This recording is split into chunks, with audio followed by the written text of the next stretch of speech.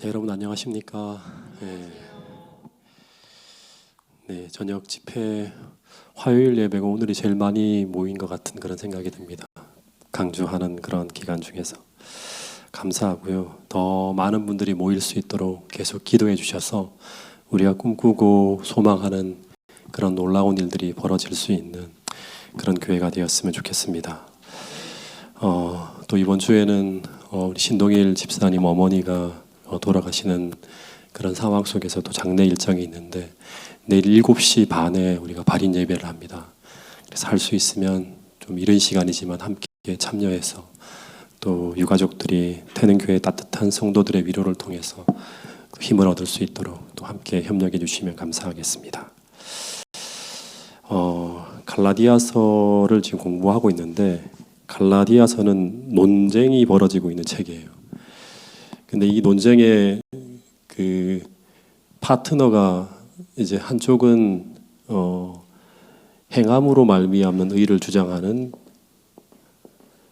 거짓 교사들과 또 하나는 믿음으로 말미암는 의를 주장하는 사도 바울 간에 이제 이 논쟁이 벌어지고 있는 거예요. 논쟁이 벌어지고 있는데 그 논쟁 속에 만들어진 그 논쟁 속에서 사도 바울이 막 여러 가지 논리를 통해서 이야기하는 가운데서 한 복음이 담겨 있는 그 책이 바로 갈라디아서예요.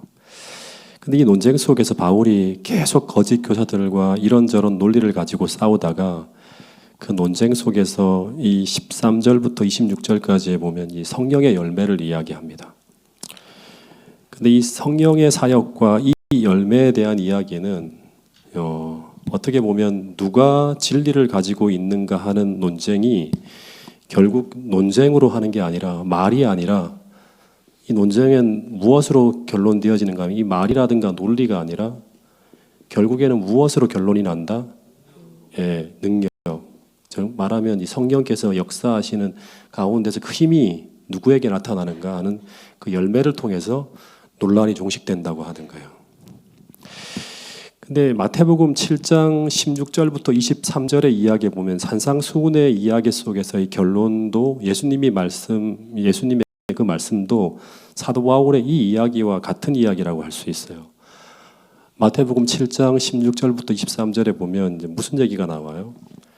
그들의 열매로 그들을 알지니 그럽니다. 가시나무에서 포도를 엉겅퀴에서 무화과를 따겠느냐? 이와 같이 좋은 나무마다 아름다운 열매를 맺고 못된 나무가 나쁜 열매를 맺나니 좋은 나무가 나쁜 열매를 맺을 수 없고 못된 나무가 아름다운 열매를 맺을 수 없다. 그것도 강조하는 게 뭐냐 그러면 이러므로 그들의 열매로 그들을 알리라. 말과 논리가 아니라 열매예요. 열매. 그날에 많은 사람이 나더러 이르되 주여 주여 우리가 주의 이름으로 선지자 노릇하며 주의 이름으로 귀신을 쫓아내며 주의 이름으로 많은 권능을 행하지 아니하였나이까 하니니 이 말은 우리 삶에 이적이 나타나고 기적이 나타난다 하더라도 그것이 내 안에 주님을 모시고 산다는 증거가 되지 못한다고 하는 거예요. 성령께서 함께 하신 열매가 될 수 없다고 이야기하고 있는 거예요. 23절 그때 내가 그들에게 밝히 말하되 내가 너희를 도무지 알지 못하니 불법을 행하는 자들아 내게서 떠나가라. 결국 이 말은 어떤 말씀인가 하면 그 나무가 어떤 나무인지는 그 나무의 무엇으로 열매를 통해서 판단된다고 하는 거예요. 그러니까 이 바울도 지금 산상수훈의 이야기와 일맥상통하게 갈라디아 교인들을 향해서 똑같은 이야기를 하고 있는 거예요. 우리가 행함이 아니라 믿음으로 살게 되면 그리스도께서 우리 마음속에 임재해요. 근데 우리 안에 계신 그리스도는 그리스도를 대신해서 우리 속에 임재하는 성령 하나님이에요. 근데 그 성령 하나님이 우리 마음속에 임재하게 되면 반드시 뭐가 있다? 열매가 있다고 하는 것을 이야기하는 게 갈라디아서 5장의 그 논쟁의 하나의 결론으로 말하고 있는 거예요. 그 열매라고 하는 것은 무엇이다? 그리스도의 품성의 열매가 나타난다고 하는 거예요. 이게 품성이에요. 결국에 9가지 열매는. 그 품성은 그리스도의 품성이죠. 그분께서 우리에게 약속하신 나누어 주신다고 하는 그 품성이 9가지 열매를 통해서 우리 안에 나타난다고 하는 거예요. 그래서 그 성령의 열매가 바로 그리스도를 대신해서 우리 마음에 임재하시는 성령 하나님의 임재라고 하는 거예요. 사역의 결과죠. 이것이 나타나면 우리는 우리 안에 참 하나님을 모시고 있는 거예요. 그 하나님이 계시면 그 하나님이 일하는 사역의 열매가 나타난다고 하는 거예요. 근데 이 말씀을 생각하면서 제가 어떤 장면을 좀 떠올려 봤는가 하면, 이것은 마치 엘리야가 그 갈멜산에서 거짓 선지자들과 더불어서 800대 1로 대결합니다. 참 선지자는 한 명이었고요. 800명이 거짓 선지자였어요. 3년 반 동안 수많은 논쟁과 논란이 계속 3년간 일었어요. 누가 진짜 하나님의 어떤 거는 이 저주의 어떤 그런 원인인가? 누가 참 하나님을 섬기고 있는 사람인가? 끝없이 논란이 이어졌어요. 근데 그 논란을 일거에 종식시키는 것이 무엇인가 하면 바로 불이 하늘로부터 내려오는 거예요. 이 불이 내려오지 않으면 누가 참 하나님을 섬기고 있는지 증명이 안 돼요. 근데 이 불이 하늘로부터 내려올 때, 그때 누가 참 하나님을 섬기고 있는지, 누가 진리를 가지고 있는지에 대한 끊임없는 논란이 완전히 종식되어집니다. 이 불이 바로 뭐예요? 하늘로부터 그 제단에 내려오는 불이 뭐예요? 바로 성령이죠.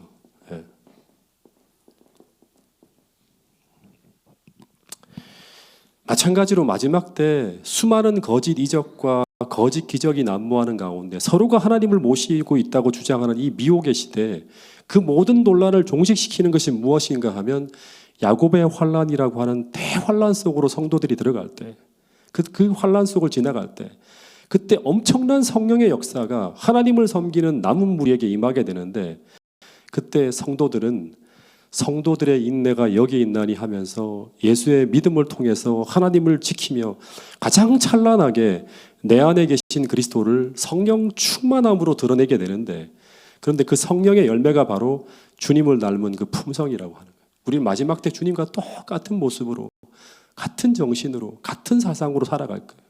즉 그들 안에 계신 그리스도와 그들이 소유한 그 진리를 성령의 열매를 통해서 가장 찬란하게 드러내면서 모든 논란을 다 종식시키게 됩니다. 그래서 그 야곱의 환란을 우리가 지나가는 거예요. 마찬가지로 바울도 거짓 교리를 전하는 사람들에게 이런 동일한 이야기를 하고 있는 거예요. 근데 제가 갈라디아서를 보면서 이 사도 바울의 이런 논쟁이 갈라디아 교회만이 아니라 고린도 교회에서도 벌어졌는데, 그때 그 거짓 선지자들과의 논쟁 속에서 그때 바울은 그 이야기의 논쟁의 결론으로 이런 이야기를 합니다. 고린도전서 4장 19절 20절 말씀을 같이 한번 보겠습니다. 고린도전서 4장 19절부터 20절 말씀이에요. 시작. 주께서 허락하시면 내가 너희에게 속히 나아가서 교만한 자들의 말이 아니라 오직 그 능력을 알아보겠으니 하나님의 나라는 말에 있지 아니하고 오직 능력에 있음이라. 주께서 허락하시면 내가 너희에게 속히 나가서 교만한 자들의 무엇이 아니라 이 말과 논리예요. 이걸 알아보는 것이 아니라 무엇을 알아보겠다? 능력을 알아보겠다. 하나님 나라는 말에 있지 아니하고 무엇에 있다? 능력에 있다고 하는 거예요. 오늘 우리 모두에게 정말 하나님 나라가 우리 안에 거하고 있다고 하는 그 증거로 성령께서 우리 안에 사역하시는 그 놀라운 열매들이 우리 삶 속에 풍성히 드러남으로 말미암아 우리를 통해서 그리스도를 바라볼 수 있는 그런 놀라운 그 품성의 열매들이 우리 속에 충만하게 맺혀질 수 있게 되기를 간절히 바라겠습니다. 근데 지난 시간에 이제 13절부터 성령의 사역으로 나타나는 열매에 대해서 공부했는데, 13절에 보면 이제 성령께서 우리 안에 역사하실 때 그때 우리 안에 나타나는 성령의 사역의 열매 중에 하나가 뭔가 하면 서로 사랑으로 종로하는 것이라고 말씀을 드렸어요. 근데 15절에 보면 만약 그 반대의 역사가 나타나면 피차 멸망할까 조심하라고 하는 그런 말씀이 나와요. 이 말은 이제 당시 갈라디아 교인들은 예수님으로부터 심각하게 멀어지고 있었고, 그래서 성령이 이들을 지배하지 않고 있는 모습이 나타나고 있었는데, 그 모습은 바로 사랑하는 모습이 아니라 서로 물고 뜯는 그런 모습이었다고 했어요. 근데 이런 이야기를 들으면 이제 우리는 어떤 생각을 하게 되는가 하면 사랑하는 사람이 되어야 돼요. 그래서 이 열매를 자꾸 생각을 해요. 그죠? 정말 사랑해야 되겠다. 그래서 이 사랑의 열매가 우리 속에 맺혀야 된다고 생각을 하면서 사랑하는 사람이 되려고 어떻게 하는가 하면 스스로 노력합니다. 네. 내 안에 없는 그 사랑을 막 지어 만들려고 막 노력을 해요. 근데 문제는 우리 스스로의 힘으로는 사람을 사랑할 수 없는 존재가 바로 우리의 속성이에요. 네. 그래서 믿음으로 말미암아 살아가는 삶의 시작은 제가 처음 갈라디아서를 공부할 때도 말씀을 드렸지만 오늘 우리 안에 선을 행할 수 있는 능력이 없다고 하는 것을 스스로 인정하는 것, 이것이 바로 믿음으로 살아가는 삶의 시작이라고 말씀을 드렸어요. 자칫 잘못하면 제가 계속 이 열매에 대한 이야기를 자꾸 얘기하면 여러분은 어떤 착각을 할 수 있는가 하면 스스로의 노력으로 우리의 품성을 변화시킬 수 있다고 하는 어떤 그런 착각 속에서 계속 이 열매를 만들어내려고 노력하다 보면 잘못하면 함정에 빠질 수 있다고 하는 거예요. 그래서 이 우리 안에 선을 행할 수 있는 능력이 없다고 하는 것을 스스로 인정하는 것을 가지고 믿음의 시작이라고 했는데 이게 바로 뭔가 하면 또다시 말하지만 자복, 굴복, 자아 포기 혹은 내려놓음, 자아 부인 전부 다 믿음의 시작에서 믿음에 대한 이야기를 할 때마다 언제나 스토리를 보면 반복되어지는 이야기들이에요. 전부 다. 예. 그래서 우리가 스스로의 힘으로는 아무것도 행할 수 없다고 하는 이것을 인정해야지만 우리는 무엇을 할 수 있는가 하면 믿음이라고 하는 거예요. 뭐예요? 믿음으로 주님을 의지하는 거예요. 마음을 다해서 주님을 의지하는 그 믿음이 생겨날 수가 있는 거예요. 뭔가를 조금이라도 할 수 있다고 생각을 하면 우리는 전적으로 주님을 의지하지 않아요. 그래서 이것을 먼저 우리가 하나님 앞에서 인정해야지만 그 다음 주님께서 우리를 취하시고 고치시는 성령의 사역이 시작되어진다고 하는 거예요. 혹시나 여러분 기회가 되시면 이 갈라디아서 공부할 때 로마서를 같이 한번 읽어보면 로마서 1장부터 3장까지 바울이 아주 긴 이야기를 통해서 설명하는 게 뭐죠? 우리가 얼마나 스스로는 희망 없는 존재인지를 계속 이야기해요. 즉 우리 스스로의 힘으로는 도저히 의를 이룰 수 없는 존재라고 하는 것을 계속 예를 통해서 계속 설명합니다.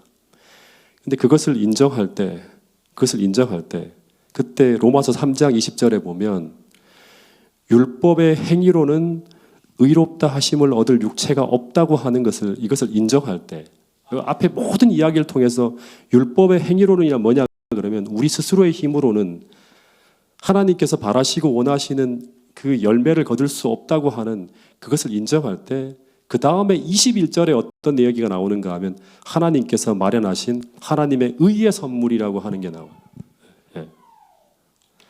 이것이 바로 값없이 선물로 주어지는 그리스도의 용서하시는 의와 동시에 또 하나가 바로 뭔가 하면 그리스도의 입혀주시는 의인 품성의 옷이에요. 이 두 가지는 동시에 주어지는 거예요. 칭의와 성화가 동시에 일어나는 거예요. 이것을 선물로 받기를 원한다면 우리는 어떻게 해야 되는가? 로마서의 대부분의 이야기가 뭔가 하면 반복적으로 설명하는 게 뭔가 하면 믿음을 가져야 된다고 하는 거예요. 믿음을. 근데 여러분 이 믿음은 무엇인가? 그건 무엇인가 하면 믿음으로 살게 만드는 거거든요. 믿음으로 살아가는 건데 갈라디아서 5장 16절부터 17절에 보면 그 믿음을 무엇이라고 설명하고 있는가 하면 자 이걸 같이 한번 읽어보겠습니다. 갈라디아서 5장 16절부터 17절 말씀입니다. 시작. 내가 이르노니 너희는 성령을 따라 행하라. 그리하면 육체의 욕심을 이루지 아니하리라. 육체의 소욕은 성령을 거스리고 성령은 육체를 거스르나니 이 둘이 서로 대적하므로 너희가 원하는 것을 하지 못하게 하려 함이니라. 하나님이 주시는 선물을 우리가 받기 위해서는 받는 선물은 뭐냐 그러면 제일 큰 게 뭐냐 그러면 하나는 용서하시는 의이고 또 하나는 뭔가 하면 우리에게 나누어 주시는 의. 그것이 바로 뭔가 하면 예수님께서 이 땅에 살아가시면서 이루어 놓으신 그 품성의 의의 옷이에요. 예. 이 두 가지를 받는 건데 이것은 믿음을 가져야지만 믿음으로 살아야지만 우리는 하나님이 주시는 이 선물을 받게 된다고 하는 게 모든 바울 서신의 일관된 이야기. 이 믿음이 없으면 모든 선물은 다 안 돼요. 무효예요. 근데 갈라디아서 5장 16절부터 17절에서는 그 믿음을 무엇이라고 설명하고 있는가 하면 그 믿음은 또다시 말하지만 내가 원하는 대로가 아니에요. 예. 내가 원하는 대로가 아니라 여기서는 무엇이라고 하는가 하면 성령을 따라해요. 성령이 원하는 대로예요.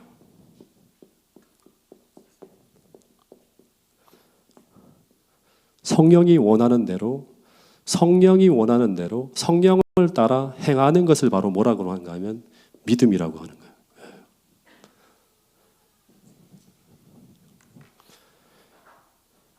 제가 지난 몇 주 전에 설교했죠. 믿음은 내가 아니라 오직 그리스도. 똑같은 거예요. 내가 원하는 대로가 아니라 어린 양이 어디로 인도하든지 따라가는 것. 이것이 바로 예수의 믿음이에요. 계시록 14장에서 말하는.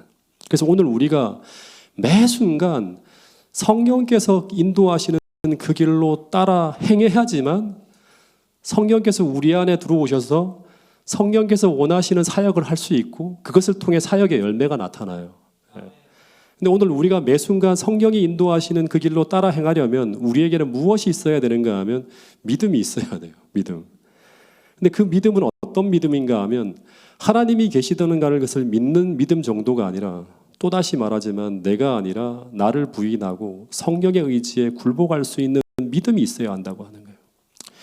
그것이 갈라디아서 5장 16절부터 17절의 말씀이에요. 이 말씀 한 번 더 읽어보겠습니다. 이 말씀을 시작. 이르노니 너희는 성령을 따라 행하라. 그리하면 육체의 욕심을 이루지 아니하리라. 육체의 소욕은 성령을 거스리고 성령은 육체를 거스르나니 이 둘이 서로 대적함으로 너희가 원하는 것을 하지 못하게 하려 함이니라. 그래서 오늘 우리가 성령을 따라 행해야지만 우리 안에 성령의 사역이 시작되어지고 그리고 그분의 사역의 열매가 이루어지는데 근데 16절에 보면 성령을 따라 행하라고 할 때 이 구절을 문자적으로 번역하면 어떤 의미인가 하면요. 성령을 의지해서 계속 걸어가라고 하는 그런 이제 의미의 그런 구절이라고 합니다. 성령을 의지해서 계속 걸어가라 하는 거예요. 그러니까 오늘 우리가 하루를 살아갈 때 성령의 도움으로 성령을 의지해서 그리고 성령의 지혜와 성령의 인도하심 속에 계속 걸어가라고 하는 그 의미를 담고 있는 구절이 뭔가 하면 너희는 성령을 따라 행하라고 하는 거예요. 제가 이 말씀을 묵상하면서 문득 떠오른 찬미가가 뭔가 하면 걸음마다 주와 함께라고 하는 찬미였어요. 걸음마다 주와 함께. 이렇게 숨 쉴 때도 누구와 함께? 주와 함께. 언제든지 주와 함께. 내 생활이 전부 다 뭐다? 기도라고 하는 거예요. 성령 하나님께 계속 드리는 기도라고 하는 거예요. 그래서 갈라디아서 5장 16절의 이 말씀은 오늘 우리에게 정말 어린 양이 어디로 인도하든지 따라가는 그런 삶을 살고 싶다면 이 찬미가의 가사처럼 매 순간 성령을 의지해 살아가라고 하는 거예요. 걸음마다 성령을 의지해서 걷고 성령 하나님과 끊임없이 대화하고 계속 그분을 의지해서 살아가는 것을 멈추지 말라고 하는 거예요. 심지어 형제와 심각한 갈등이 일어나도 계속 끊임없이 항상 언제든지 우리의 주님을 대신해서 우리에게 임재하시는 그 성령 하나님과 동행하라고 말하고 있는 거예요. 근데 이렇게 살면 어떤 일이 벌어지게 된다? 어떤 일이 벌어지게 된다? 육체의 욕심이 우리 삶에서 이루어지지 않는다고 하는 거예요. 네. 육체의 욕심이 이루어지지 않는다고 하는 거예요. 육체의 욕심이 이루어지지 않을 때 누가 승리한다? 성령께서 우리 안에 승리하게 되고 그러면 성령께서 사역하시는 그 열매가 우리 안에 이루어진다고 하는 거예요.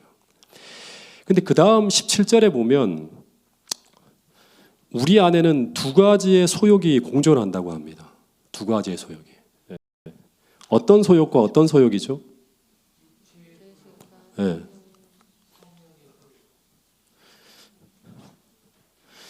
이 두 가지의 소욕이 우리 안에 욕심이 그 두 가지의 소욕이 존재한다고 하는데, 하나는 육체가 원하는 대로 살고 싶어하는 육체의 소욕이고, 또 하나는 성령께서 우리를 이끌고 싶어 하시는 거룩한 욕망이 두 가지가 우리 안에 존재한다고 합니다. 이게 공존하는 건데 우리 안에 언제까지 공존할까요? 언제까지? 우리가 영광스러운 몸으로 옷 입을 때까지예요. 육신이 완전히 변화되어질 때까지. 그때까지 이 두 가지의 소욕이 공존한다고 하는 거예요.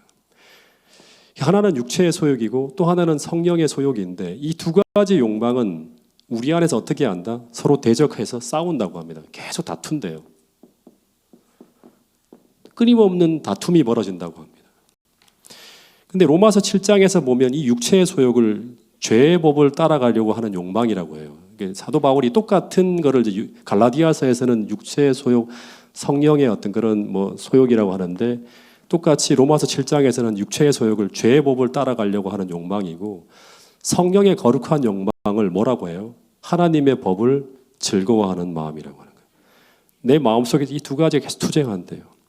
거듭난 바울의 마음속에서도 끊임없이 이 두 가지 욕망이 싸우고 있다고 하는 거예요.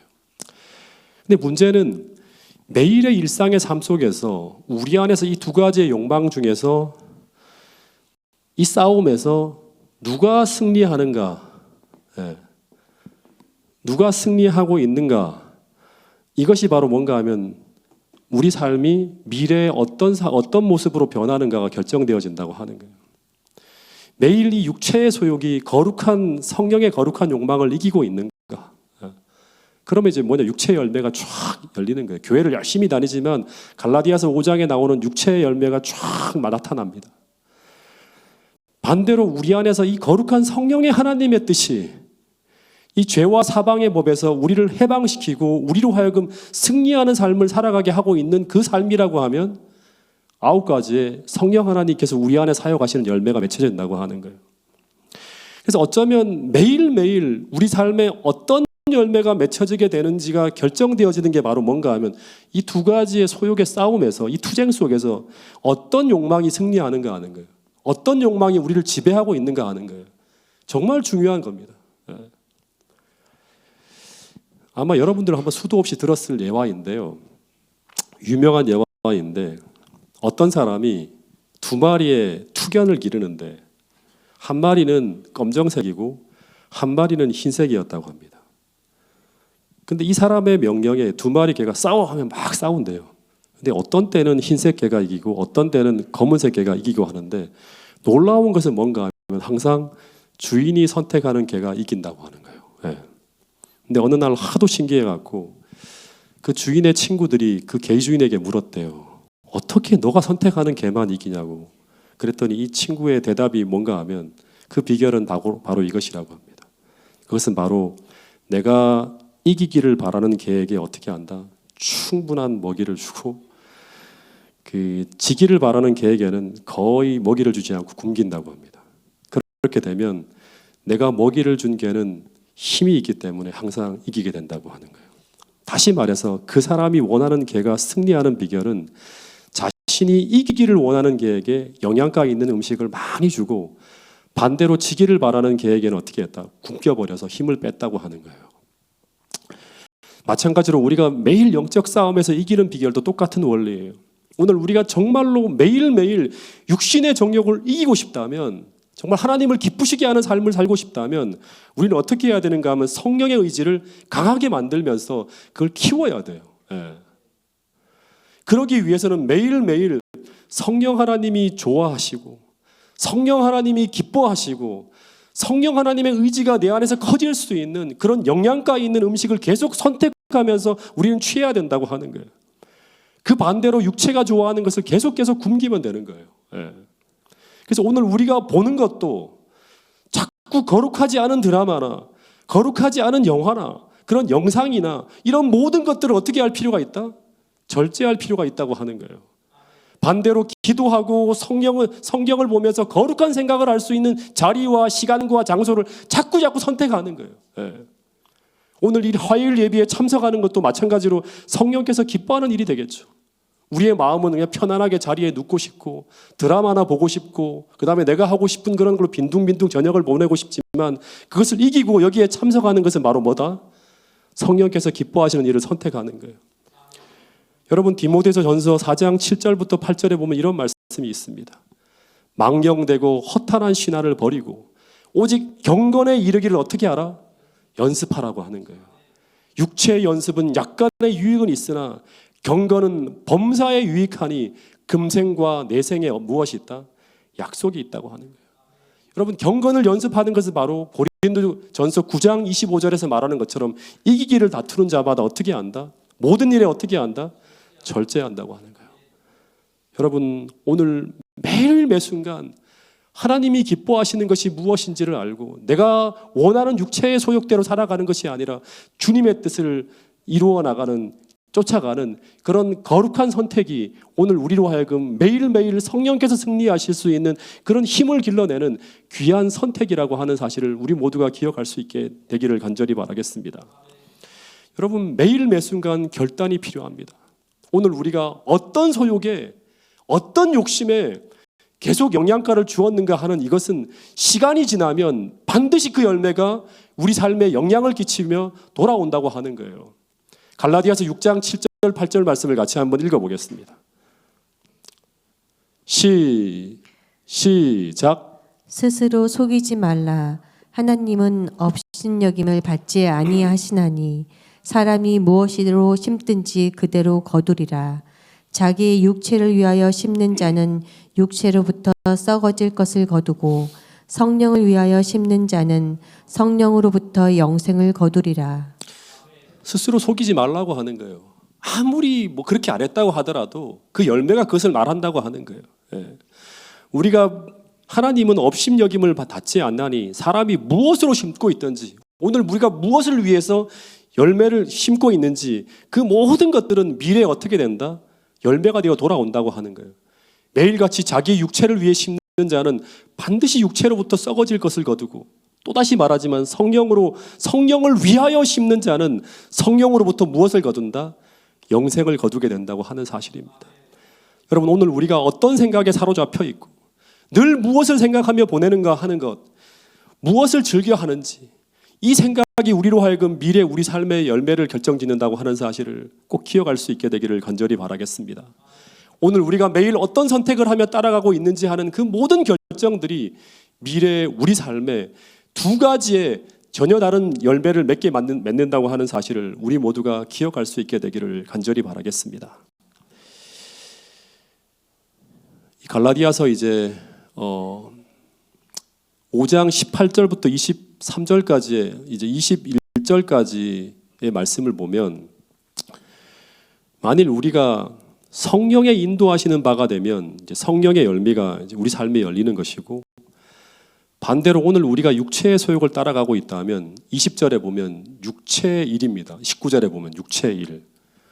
그러니까 육체가 하는 거예요. 우리 안에서 뭔가 만들어내는 거예요. 그리고 육체의 열매가 맺힌다고 하는 거예요. 그래서 19절부터 21절까지는 육체의 열매에 대한 이야기가 하는 거예요. 우리 성령의 열매만 이야기하지만 이런 현상이 나타난다고 하면 오늘 우리는 육체를 위하여 심고 있는 삶을 살아가는 거예요. 그런데 육체의 일은 어떤 것인가 하면 첫 번째는 음행이에요. 노아 홍수 때라든가 소돔과 고모라 전부 다 멸망이 이제 임박했을 때 그때 보여주는 어떤 그런 하나의 장면은 다 음란하게 변해가는 거예요. 성적으로 깊은 타락을 하고 있는 거예요.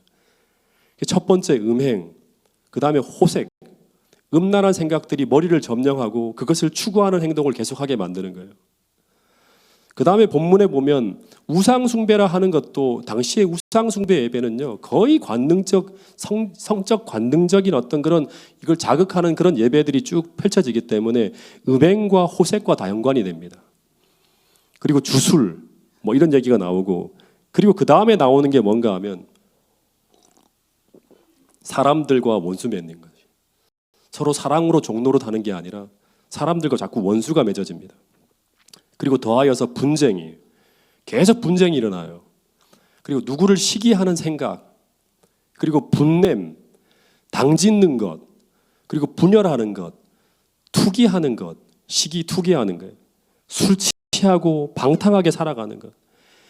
이런 열매를 바울은 우리가 육신을 따라 살아갈 때 맺혀지는 열매인데, 그런데 이것은 바로 그리스도가 우리의 속에 없는 상태. 즉 오늘 우리가 매일같이 성령과 관계없이 오직 우리의 힘만으로, 다른 말로 하면 행함으로 말미암아 살아가는 삶의 열매라고 하는 거예요. 오늘 우리 안에 성령께서 계시지 않는다 그러면 우리는 육체를 의지해 살아갈 수밖에 없어요. 그러면 성령의 열매가 아니라 다 무엇으로 열매 맺는가 하면 우리의 본능이에요. 그러니까 다시 말하면 육체의 열매가 맺힌다고 하는 거예요. 그래서 오늘 우리 삶에 만약 불행하게도 이런 열매가 맺혀지고 있다면 오늘 우리가 아무리 믿음으로 산다고 고백하더라도 본문을 보면 우리는 하나님 나라를 유업으로 받을 수 있다 없다?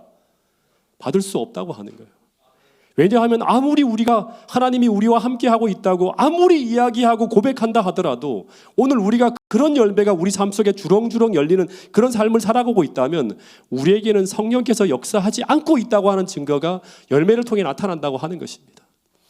그래서 오늘 우리 삶 속에 이런 열매가 나타나고 있다 하면 우리는 회개하고 주님 앞으로 돌아가야 된다고 하는 것입니다. 다시 한번 하나님 앞에 자복하고 성령께서 우리 삶을 주관하실 수 있도록 하나님 앞에 온전히 드려지는 그런 회개의 시간을 보내야지만 성령 하나님께서 다시금 우리를 지배하는 가운데 하나님이 원하시고 바라시는 그 사역의 열매가 우리 삶 속에 맺혀진다고 하는 것입니다. 여러분, 성경은 분명히 그들의 열매로 그들을 알겠다고 하고 있습니다.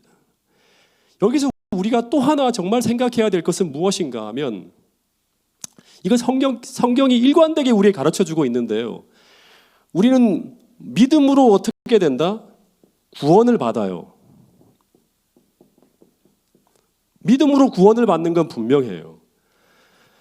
근데 믿음은 그 행함을 통해서 나타나기 때문에 우리는 무엇으로 심판되어진다?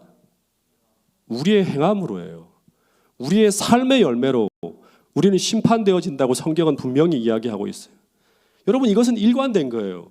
믿음으로 우리는 구원받지만 믿음이라고 하는 것은 우리의 행함을 통해 나타나기 때문에 우리의 행함으로 우리의 삶의 열매로 우리가 심판되어진다고 성경은 이야기하고 있어요. 사람이 어떤 말을 하든지 그 안에 담겨있는 모든 것이 나중에 드러나기 때문에 그들이 행한 그 말로 심판을 받게 된다고 하는 그런 이야기도 나오는 거예요. 계시록 20장 12절에 보면 이런 말씀이 있습니다. 자, 같이 한번 읽어보겠습니다. 계시록 20장 12절 말씀입니다. 시작. 또 내가 보니 죽은 자들이 큰 자나 작은 자나 그 보좌 앞에 서 있는데 책들이 펴 있고 또 다른 책이 펴졌으니 곧 생명책이라. 죽은 자들이 자기 행위를 따라 책들에 기록된 대로 심판을 받으니. 그러니까 행위를 따라, 이게 뭐냐 그러면 그 열매예요. 마지막에는 다 드러납니다. 그 자기 행위를 따라 책들에 기록된 대로 어떻게 된다? 심판을 받게 된다고 하는 거예요. 여러분, 이 두 가지의 열매 중에 어떤 열매가 자라나고 나타나고 있는가에 따라서 우리 마음이 어떤 영의 지배를 받으며 살아왔는가가 증명되어진다고 하는 것입니다. 여러분, 그래서 결론은 우리는 스스로 아무것도 할 수 없는 우리가 스스로의 힘과 욕심과 욕망대로 살아가려고 하는 것을 멈추고, 이 갈라디아서에서 우리가 다음번에 또 공부할 것이지만 다 주님의 십자가에 못 박고 그 정과 욕심을 다 십자가에 못 박고 정말로 생명의 성령의 법이 우리를 지배함으로 말미암아 죄와 사망의 법에서 우리를 완전히 해방케 하는 그 놀라운 역사를 경험하라고 하는 것이 갈라디아서에서 사도 바울이 이야기하는 거예요. 거기서 우리가 경험해야 될 자유와 하나님께서 우리에게 주시는 그 행복, 성령께서 주시는 그 기쁨, 그것이 무엇인지 그냥 지식적으로만 아는 것이 아니라 체험하고 경험하는 삶을 살아가 보라고 하는 것입니다. 여러분, 오늘 우리 안에서 성령께서 사역하시는 그 사역의 결과들이 풍성하게 여러분의 삶 속에 열매 맺게 되기를 간절히 바라겠습니다. 정말 성령께서 우리에게 지시하시는 그대로 살아가기 위해서 날마다 자아를 부인하고 내 욕망과 내 성향과 내가 원하는 모든 것들을 다 내려놓고 하나님께서 원하시는 그 방향대로 걸어갈 때 날마다 우리를 변화시키는 그 성령의 사역이 우리 삶을 통해 나타남으로 말미암아 하나님을 영화롭게 하는 그런 성도들이 가득 찬 교회가 태능교회가 될 수 있기를 간절히 바라면서 오늘 말씀을 줄이도록 하겠습니다. 기도 제목을 함께 나누도록 하겠습니다. 우리 신동일 집사님 어머니 장례식이 이제 오늘 예배가 마치고 나면 이제 9시에 우리 삼육병원에 진행이 되어지고요. 그다음 내일 아침에는 7시 반에 우리 발인 예배가 있고 그다음에 그 덕산 선영에서 우리 고인을 유택에 모시게 되는데 이 장례 절차가 다 은혜롭게 잘 진행될 수 있도록 그리고 유가족들을 위해서도 특별한 기도를 부탁드리겠습니다. 그리고 저녁 집회 부흥을 위해서 계속 기도해 주시길 바랍니다.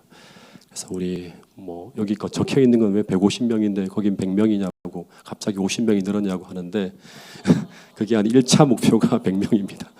그리고 그 1차 목표가 넘어가면 150명도 갈 수 있다고 생각을 하고 하는 건데 모이는 숫자가 중요한 것이 아니라 말씀 중심으로 가기 위해서 우리가 이 일을 한다. 이 분위기를 만들어내고 있다. 이 부분을 같이 좀 생각해 주시면 감사하겠습니다.